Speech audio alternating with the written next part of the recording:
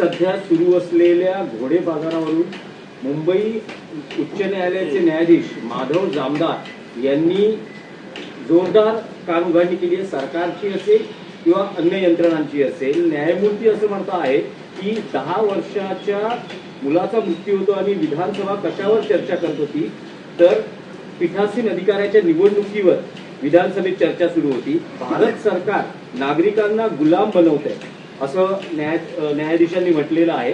तसंच washing machine हे सगळं वाचलेलं आहे मी. हे सगळे मी ऐकलेलं आहे आणि हे ऐकून आणि वाचून मी रोमांचित झालो. कोणाचा तरी आत्मा जागा आहे. न्यायासनावर बसलेला कोणीतरी एक असा रामशास्त्री आहे जो डोळे उघडे ठेवून आपल्या सभोवती काय चाललंय, काय वातावरण आहे त्याच्यावरती परकड भाष्य करतो आहे. आणि अशा ज्या काही मोजक्या प्रमुख व्यक्ती आहेत त्यांच्यामुळे त्या देशाचं संविधान आणि लोकशाही टिकेल. अमित शहा विरुद्ध घोषणा दिल्यामुळे तडीपारी होत असेल तर या देशात लोकशाही आहे असं म्हणता येणार नाही. फक्त विरोधकांवर गुन्हे दाखल करायचे, त्यांना तडीपारा करायचा. आता माझ्या बरोबर आमचे आंबेगाव जुन्नरचे सहसंपर्क प्रमुख आहेत, जिल्हा प्रमुख आहेत, सुरेश भोर. त्यांनी मला एक विषय सांगितला. बिबट्याच्या विरुद्ध आंदोलन होतं. आपलं काय होतं? हो, बिबट्या विरुद्ध आंदोलन. बिबट्या विरुद्ध आंदोलन. तिथे जे बिबट्यांचा जो काय सुळसुळाट झाला आहे आणि माणसांच्या मुलांच्या हत्या होत आहेत, पळून नेत आहेत, हल्ले होत आहेत, माणसं मरत आहेत, त्याविरुद्ध सर्वपक्षीय आंदोलन झालं जुन्नरला, आंबेगावला. सर्वपक्षीय आंदोलन झालं. 1000-1200 लोक आंदोलनामध्ये होते. त्या आंदोलनामध्ये काँग्रेसचे लोक होते, राष्ट्रवादी काँग्रेसचे लोक होते, भारतीय जनता पक्षाचे लोक होते. पण गुन्हे कोणावर दाखल झाले फक्त, तर शिवसेना उद्धव बाळासाहेब ठाकरे या पक्षाच्या कार्यकर्त्यांवर.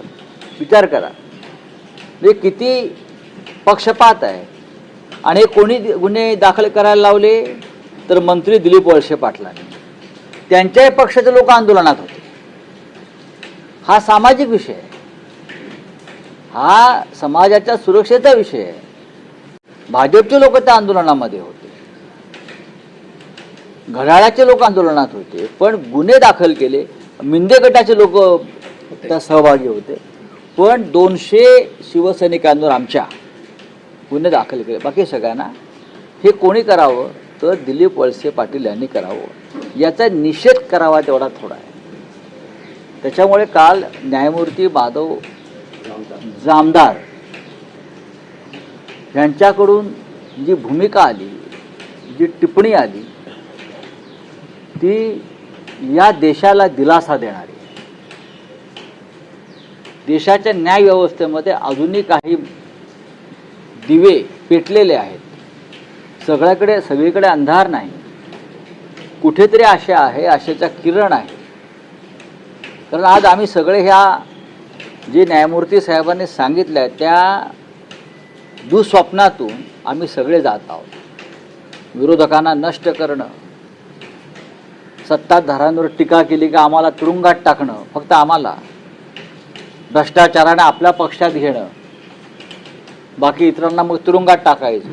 ज्यांना तुरुंगात जायचं नाही त्याने वॉशिंग मशीनमध्ये टाकायचं. या सगळ्यावरती उत्तम प्रकारची टिप्पणी न्यायव्यवस्थेतील एका महत्त्वाच्या व्यक्तीने करावी.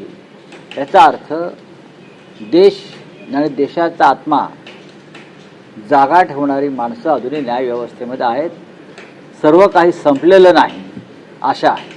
मुंबईमध्ये आपण पाहिलं मागच्या 3 दिवसामध्ये ज्या 2 घटना घडल्या त्यावरती काल विधिमंडळामध्ये अमित साटम हे जे भारतीय जनता पक्षाचे मुंबई अध्यक्ष आहेत ते त्याच्यावरती हसत मी याच्यावरती आज भाष्य केलेलं आहे समाज माध्यमांवर, ट्विटरवरती, की 2 मृत्यू झाले. त्यातला एक 11 वर्षाचा मुलगा आहे, शाळकरी मुलगा, 11 वर्षाचा मुलगा आहे. त्याच्यानंतर एक एक एक एक एक एक सिटीजन सिनियर सिटीजन आहे मला वाटतं, 2 मृत्यू झाले, अनेक जण जखमी झाले. आणि मुंबई भाजपचा अध्यक्ष चाटम, बरं का, चाटमच ना, काय त्याचं नाव,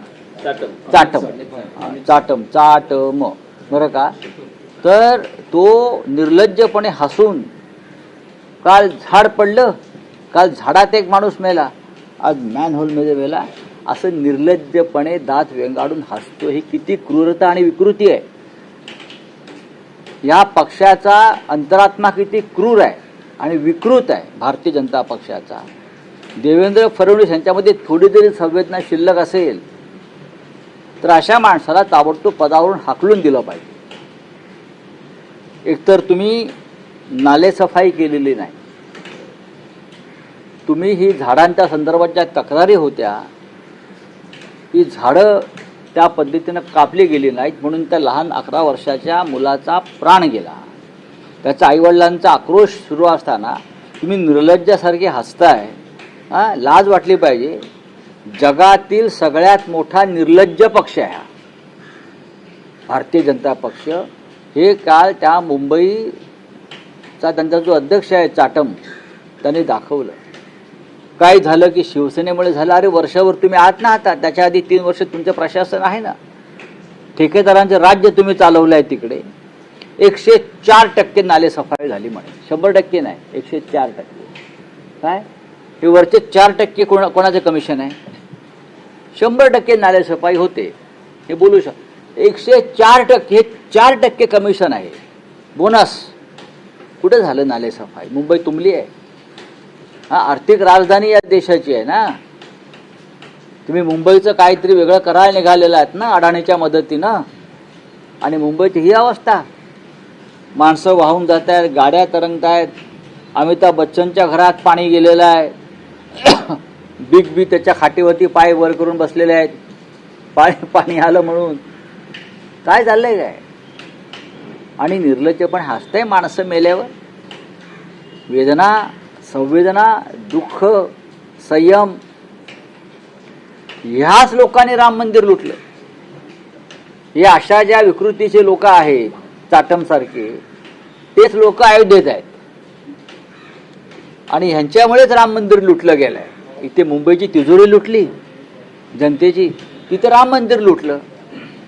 निर्लज्ज पक्ष आहे. राऊत साहेब, गेल्या काही दिवसात ज्या घटना घडलेल्या आहेत आणि ज्या अनेकांना आपल्या प्राणांना मुकावं लागलं आहे, आता महापालिका कारवाई अशी करते की त्या अधिकाऱ्यांचं निलंबन होत आहे. महापालिका आयुक्तांना हटवा किंवा त्यांच्यावर कारवाई करा. का आयुक्तांचा संबंध काय? अशी मागणी याच्यामध्ये खरं म्हणजे नगरविकास मंत्र्यांना हटवायला पाहिजे. नगरविकास मंत्री जे आहेत त्यांच्याच पक्षाचे उपमहापौर आहेत. ते म्हणतात की आयुक्तांना हटवा. आयुक्त IAS अधिकारी आहे. या मुंबई महापालिकेत गेल्या काही काळापासून जे ठेकेदारांचं राज्य सुरू झालेलं आहे ते राजकारणांमुळे सुरू झालं आहे, आयुक्तांमुळे नाही. आयुक्त मेट्रो वुमेन ज्या होत्या, चांगलं काम करणाऱ्या अधिकारी आहेत माझ्या माहितीप्रमाणे, पण त्यांचं अपयश असं आहे की त्यांना हे ठेकेदारांचं राज्य मोडून काढता आलं नाही. त्यांनी ते राज्य मोडून काढलं पाहिजे होतं, ठेकेदारांचं राज्य. ज्या मेयर आहेत त्यांनी नालेसफाई खरोखर केली आहे की नाही त्यांच्या नेतृत्वाखाली? मुळात ते महापौराचं कामच नाही आहे. हे तुमचे मुलुंडचे नागडे पोपटलाल महापालिकेत जातात आणि बांगलादेशींना हटवा, बांगलादेशींना हटवा. हे काय महापालिकेचं काम आहे? दबाव आणतात महापालिकेवर. त्या आयुक्तांच्या बाजूला बसतात, मेयरच्या बाजूला बसतात, चित्रविचित्र हावभाव करतात. आयुक्त हे सण कसं करतात? ही आयुक्तांची चूक आहे. बांगलादेशींना हटवणं हे अमित शहांचं काम आहे. अमित शहा अपयशी आहे. गृह खात्याचं काम आहे. हे काय महापालिकेचं काम आहे? महापालिकेचं काम आहे पावसामध्ये नाले सफाई करणं, साफसफाई करणं, आरोग्य व्यवस्था देणं, लाईट देणं, रस्ते करणं. बांगलादेशींना हटवणं हे तुमच्या सरकारचं, म्हणजे गृह खात्याचं. अमित शहा अपयशी आहेत मिस्टर पोपटलाल. नाही, पण महापालिकेतले राजकीय पक्ष असं म्हणत आहेत किंवा प्रशासन असं म्हणते की यांचे अपघातात मृत्यू झाले, घटना दुर्दैवी आहे. पण तुम्ही असं म्हणता का, तुम्हाला असं वाटतं का की हे अपघातात झालेले मृत्यू आहेत?